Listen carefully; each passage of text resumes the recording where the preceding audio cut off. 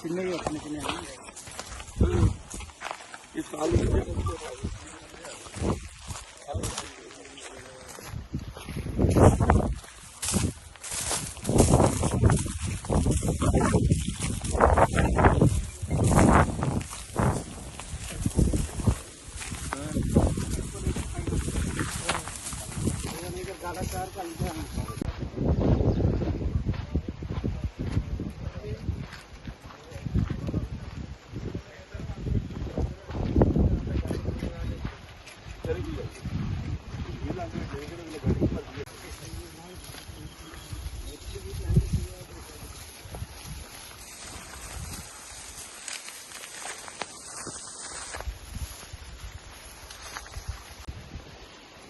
ఇప్పుడు వాస్తవంగా అన్నింటికడ ప్రమాదమైన వృత్తి గీతా కార్మికులే.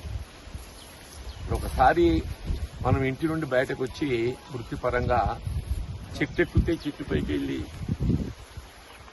జారిపడే ప్రమాదం ఎక్కువగా ఉంటాయి తాటి చెట్లలో.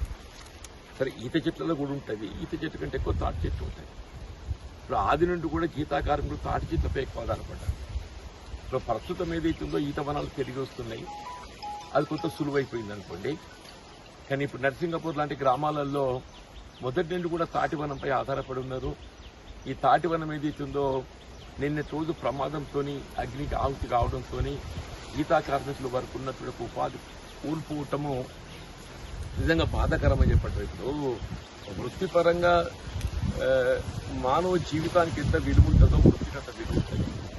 ఇప్పుడు మనిషి జీవితానికి ఎంత విలువ ఉంటుందో వృత్తికి అంత విలువ ఉంటుంది. చెట్టు కోల్పోవడంతో ఏదైతుందో రాబోయే భవిష్యత్తు కాలం మళ్ళీ చెట్టు అది ఎదకొచ్చి మళ్ళీ గీతకు రావాలంటే కనీసం ఒక 5-6 సంవత్సరాలు పడుతుంది. 5-6 సంవత్సరాల దాకా ఈ చెట్టు అన్ని కూడా ఏదైతుందో 3 వృక్షాలాగా మిగిలిపోతుంది.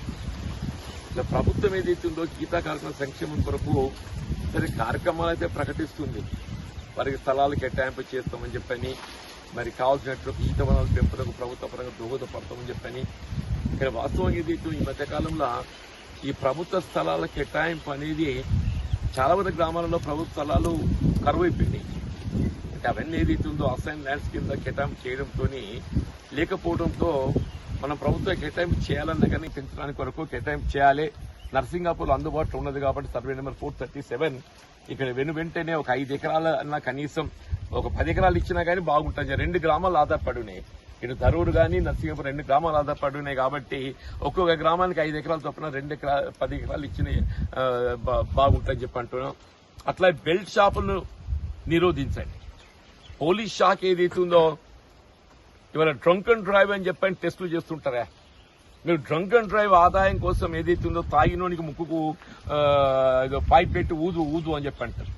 మళ్ళీ ఇదే ప్రభుత్వం ఏదైతుందో తాగడానికి గ్రామాన బెల్ట్ షాపులు పెడుతుందా? గ్రామాన తాగడానికి బెల్ట్ షాపులు పెడుతుంది. అక్కడ తాగు అంటారు, ఇక్కడ పోలీసులు ఊదు అంటారు.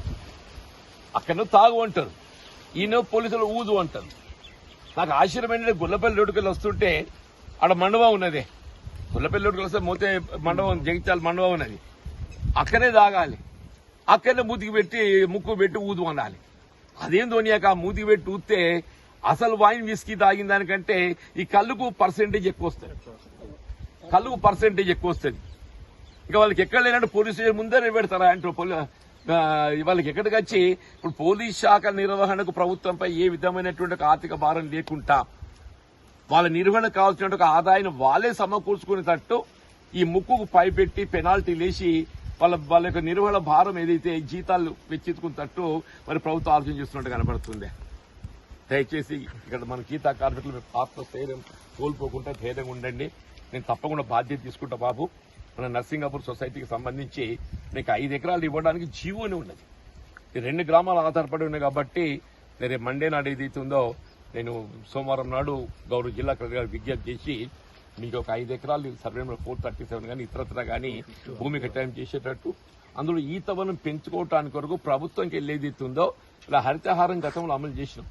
హరితహారంలో భాగంగా మీకు ఈత చెట్లు పెంచుకోవడానికి నర్సరీ కూడా ఇప్పిస్తామని చెప్పంటారు. పెంచుకోవడానికి అవసరంతో ఒక బోర్ వేయించుకుందాం. ఇక్కడ నీళ్లు కూడా అందుబాటులో ఉంటే కాలువ పక్కనే ఉన్నది కాబట్టి అది కూడా సమస్య ఉండకపోవచ్చు. ఏదో రకంగా మరి ఇక్కడ గీతా కార్మికులు ఆదుకోవటం ఇవాళ నా వంతు బాధ్యత భావిస్తానని చెప్పంటూ నేను ఈ బెల్ట్ షాపులు నిరోధించడానికి కూడా మనమంతా సమాజం అంతా ఐక్యం కావాలని, సమాజం అంతా ఐక్యంగా అవుతే అది నిరోధించే పెద్ద సమస్య కాదు. ఎందుకంటే ఇది గీత వృత్తికి దోహదపడమే కాకుండా ప్రజా ఆరోగ్యం పరిరక్షణ కూడా ప్రధానమని చెప్పండి. ప్రజా ఆరోగ్యం పరిరక్షణ దృష్టిలో ఉంచుకొని కూడా బెల్ట్ షాపులో కూడా ఆ నిర్ణీత వేలలు పెట్టండి. కనీసం బెల్ట్ షాప్ లో కూడా నిర్ణీత వేలలు పెట్టండి. వైన్ షాప్ ఎట్లయితే పొద్దున 10 గంటని రాత్రి 8 గంటల దాకానే అమ్మాలని చెప్పి నిబంధనలు ఉన్నాయో, ఈ బెల్ట్ షాపులు కూడా ఏదైతుందో ఉదయం 10-12 గంటల నుంచి సాయంత్రం 8 గంటల దాకా అమ్మాలి. అయిన తర్వాత వాడు బెల్ట్ షాప్ అమ్మితే సీల్ చేసి పారాలి. అసలు దానికి అనుమతే లేదు. ఆన్లైన్ బుకింగ్ లో అర్ధరాత్రి 12 అని చీసి ఇవ్వగానే వాడు మళ్ళీ ఫోన్ కొడితే మళ్ళీ పట్టుకొచ్చి మళ్ళీ ఇస్తాడు. అంత దురదృష్టం అని చెప్పి అంటున్న ప్రభుత్వం ఎటుకెళ్ళి పోతుందో తోస్తలేదు. ఇలా మద్యం అనేది ఒక ఆదాయ మార్గం అయిపోయింది. ప్రభుత్వము సమాజాన్ని మద్యానికి బానిసలు చేసి ప్రభుత్వం నడిపించుకోవాలని ప్రయత్నం చేస్తుంది. ప్రభుత్వం సమాజాన్ని మద్యానికి బానిసలు చేసి ప్రభుత్వం నడిపించుకోవాలని చూస్తుందని చెప్పి అంటున్నాం. ఈ మద్యానికి బానిసలు కావడంతో ప్రభుత్వానికి ఎంత ఆదాయం వస్తుందో గానీ అంత 4 గంటలు ప్రజా ఆరోగ్యం క్షీణించేది ఎత్తుందో నిరుపేద వర్గాలపై ఆర్థికంగా భారం పడుతుందని చెప్పి అంటున్నాం. కాబట్టి దానిపై దృష్టి పెట్టి ఈ బెల్ట్ షాపులను నిరోధించే ప్రక్రియ చేపట్టాలి. గీతా కార్మికుల సంక్షేమం కొరకు వాళ్ళు ఉపాధి తోడ్పడటానికి వరకు ప్రభుత్వ భూములు లేని కాడ కొనుగోలు చేసి కూడా చేస్తున్నాయి. ప్రభుత్వ భూములు లేని కాడ ప్రభుత్వ కొనుగోలు చేసి కూడా చేస్తూ అని చెప్పి అంటున్నాను. సరే, ఇక్కడ మనకు అదృష్టం ఏంటంటే ప్రభుత్వం అందుబాటులో ఉన్నది. లేని కాడ ప్రభుత్వం కొనుగోలు చేసి కూడా చేయొచ్చు. 50% ప్రభుత్వం సబ్సిడీ ఇచ్చి 50% బ్యాంకు రుణం కల్పించి ఏదైతే ఉందో కొనుగోలు చేసి కూడా చేస్తామని చెప్పంటాను. దయచేసి ఏదైనా మరొకసారి నర్సింగపూర్ ధరూరు గీతా కార్మిక సోదరులందరికీ కూడా ఈ జరిగిన ప్రమాదం దృష్టకరం. దీనికి సంబంధించి ప్రభుత్వ పరంగా ఏ విధమైన సహాయం అందింప చేయాలనో మీకు ఆ భూమి కేటాయింపు చేయటం కొరకు నా వంతు బాధ్యతగా నేను ప్రయత్నం చేస్తానని చెప్పి అంటున్నా. మీరు కూడా ఏదైతుందో ఈ వృత్తికి ప్రాధాన్యత ఇస్తూ మీరు ఏమనుకోకుండా బెల్ట్ షాప్ లో మాత్రం అరికట్టే ప్రయత్నం చేయాలి. మా